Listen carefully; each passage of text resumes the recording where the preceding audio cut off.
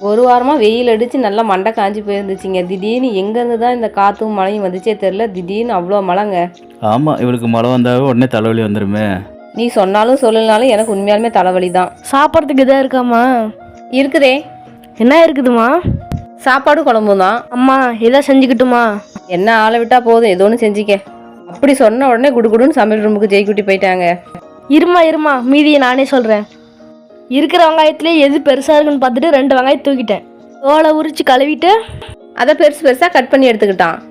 Cut பண்ணி பிரித்து எடுத்துக்கிட்டேன். வீட்டில் வச்சிருந்த பச்சி மாவை எடுத்து தண்ணி ஊற்றி நல்லா கலந்து எடுத்துக்கிட்டான். அப்போ நான் வெங்காயத்தை அந்த மாவில் முக்கி எடுத்து எண்ணெயில் போட்டு பொரிச்சு எடுத்துட்டேன். பொரிச்சிட்டு இருக்கும் போதே குட்டிமா உள்ளே பூந்துட்டாங்க. தரமாட்டப்போ அப்படின்னு சொல்லி தட்டோட வாங்கிட்டு வந்துட்டாங்க. உண்மையாலுமே நல்லா தான் செஞ்சிருந்தான். எங்கள் ஆயாட்ட கொஞ்சம் கொடுத்துட்டு எங்கள் அப்பாவுக்கும் கொஞ்சம் கொடுத்துட்டேன். உடனே எங்கள் வீட்டுக்காரங்களோட மைண்ட் வாய்ஸ், நீ என்ன இருக்கிறியா? என் பையனை பாரு.